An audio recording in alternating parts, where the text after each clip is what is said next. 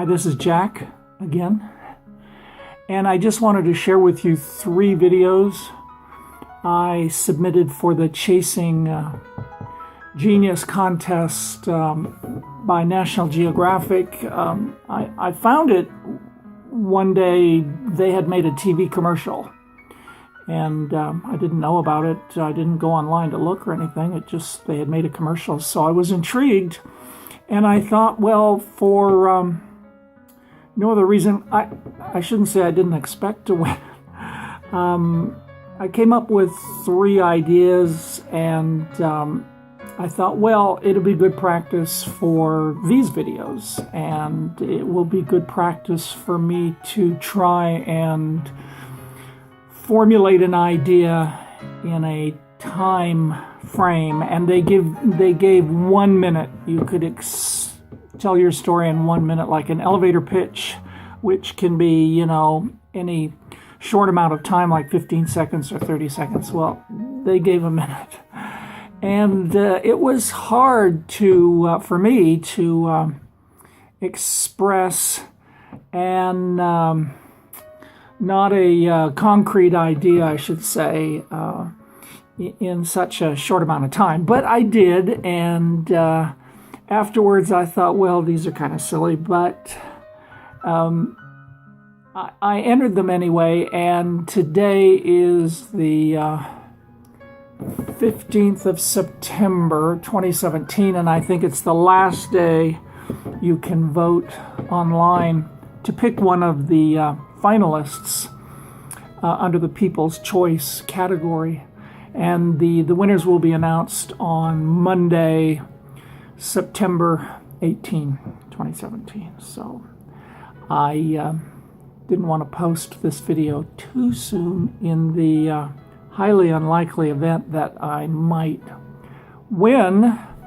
Didn't want to interfere with having me post something that was an award on another channel on TV. Anyway, there were 3 categories to help save the planet, and 4, I'm not sure why, 4 winners, and they each are going to win $25,000. So that was a nice bit of bait to entice me and anyone else to literally just video on your phone and upload it, and a lot of people did. And I was really impressed by some of the entrants that I saw online, and I would encourage you to go visit the Chasing Genius website and just listen to some people tell you about their plan.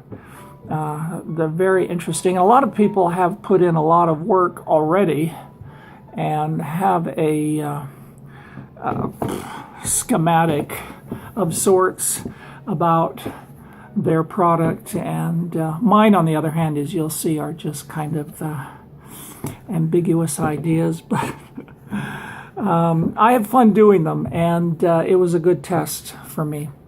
So the other part of this video is to encourage you to follow your inspiration. Get inspired, follow your passion for something, and recognize your talent, and go out and do it with the idea that you're going to help me and everyone else on the planet save the planet, because it's for the good of all concerned in the end. So here we go. I'll show them 1, 2, 3 at a time, and then I've included some other stuff as usual in case you get tired of listening to me talk. You can also QR scan some codes I've put online to visit some websites that I've discovered along the way, and some favorite music and books or movies and what all. But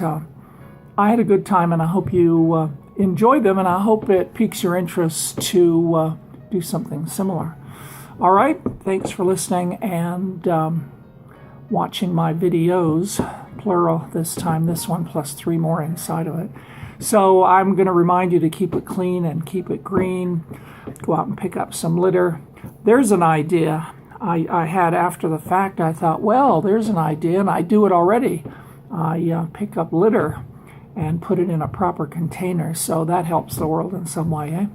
So we can all do that. It doesn't cost any money. And as long as people keep losing their hold on their litter and it blows on the wind, and you want to pick it up before it gets in the ocean, because that's another problem. And another story, which I just posted a video called Beachcombing, and I want to encourage people not to litter and to pick up any litter they see so it doesn't go in the ocean, because that's becoming a bigger problem than we might be able to deal with in the future. But we'll keep trying, and all right, here we go. All right, here we go. Thanks for listening, and we'll see you again later. All right, thanks. Bye.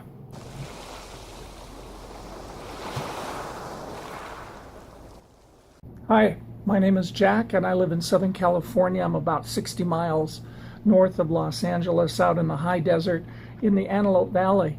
I think what we need more is water desalination from the ocean, which is about 100 miles away. I think you could pipe it in along the freeway or bring it in by train, but you could have a central depot out here, a big desalination plant to ship water to Phoenix, Arizona, Las Vegas, Nevada, replant the desert, grow more food, fill up the aquifers, and water fountains that are in the forefront of the desalination plant, so people can come out and enjoy a man-made lake or interesting fountains that people can try to figure out how they work.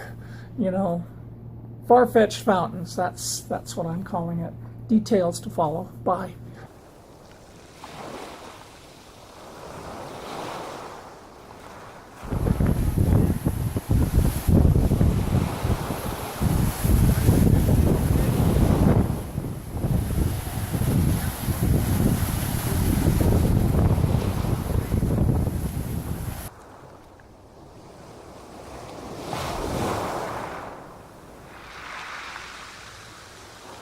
Hi, my name is Jack, and I have a question. How do you get people to care about recycling? What can we do to make people think about not throwing their trash on the ground like this, and either putting it in the dumpster, which you can see down the end of this lot? But what do we do to get people to care?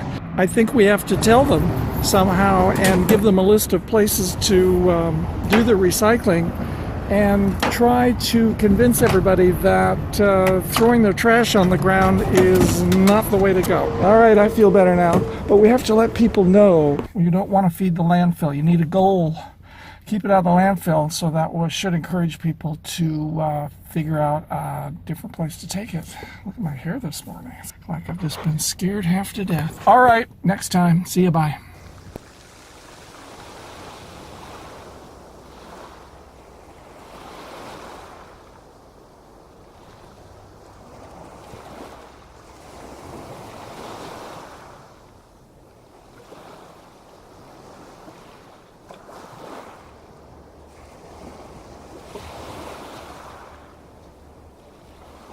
Hi, this is Jack, and this is a two-pronged pitchfork of sorts. I just want to remind everybody to plant a tree, adopt a tree, take care of some trees before this happens, before they all burn down and we all lose. If there isn't enough water to put these fires out fast enough with more planes to drop water, I propose that we start harvesting icebergs from Antarctica, like the big one that just broke off, as big as the state of Delaware.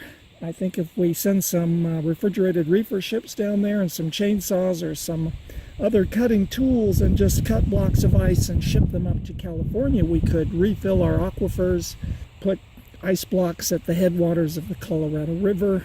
It's only 9,000 miles away, so if you know somebody with $1 billion to start, we could pay for the project at the other end when we turn on our faucets. Let's sail this ship.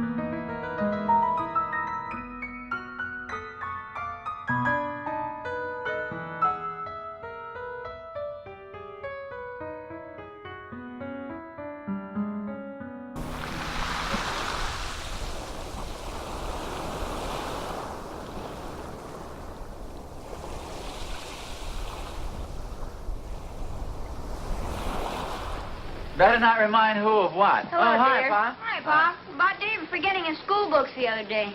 Oh, fine. Just blab it right out. Okay, Dave, after all, we all forget things once in a while. Like you forgetting to wipe your feet when you came in. Look at that mud. Oh, gee, I'm sorry, Harriet. You didn't mean to, did you, Pa? No, I really didn't. See there? I'm with you, Pa. Yes, sir, wherever you go. Yeah, me too, Pa. Oh, well, thanks. Well, I'm not going to stay home alone. What I mean is, Harriet, I apologize, and I'm sorry about the mud.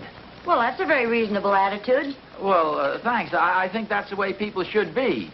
I mean, there's a certain person, I don't want to mention his name, but he just refuses to accept criticism. I mean, he's always grousing. How can I, Pa? I don't even know what it means. No, I mean you, son. As I say, I won't mention this man's name, but he's an older man, and he takes criticism thorny. I mean, badly. He just won't accept it in the spirit that it's given. Oh, and you mean you can? Well, yes, of course. I mean, I accepted your criticism a moment ago about the shoes. Oh, well, then you won't mind my mentioning that you forgot to bring home the bread, will you? Remember I asked you? Oh, gee, that's right. Well, now, you see, fellas, I don't mind being told about this. And you didn't fix the catch on the back door before you left. Oh, yeah. Well, now, there, you see, fellows, I mean, that's what I mean about taking criticism in good grace. I didn't grumble or grouse about it, did I? No, sir. No, sir. Your mother offered me a little honest criticism, and I took it gracefully. I didn't come right back at her and say, who puts all the dents in the car fenders? I didn't come back at her and say, who forgets to sew the buttons on my shirts, did I?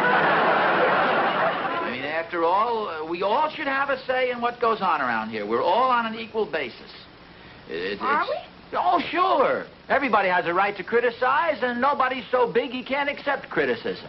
I mean, even in the biggest corporations, the smallest employee has a right to put his suggestion in the box. You know, the suggestion box that they have for that purpose. Oh, yeah, they have one of those boxes at school. Oh, really? Yes, sir. Anybody can put a suggestion in it that has anything to do with school. Hey, where is this box? Why do I have a suggestion? I think the suggestions are supposed to be constructive.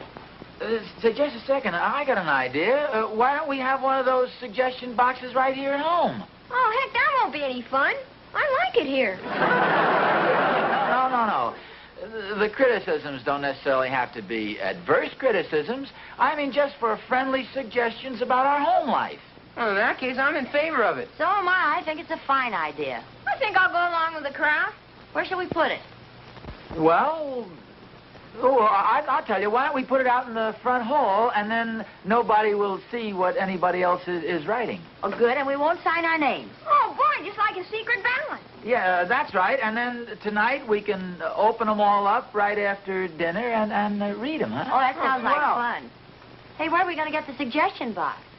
Oh, well, I don't imagine they're too hard to make. But who's going to make it? I have a suggestion. Me too. Me, too. I have a suggestion. You can all stop pointing at me. I'll make the box.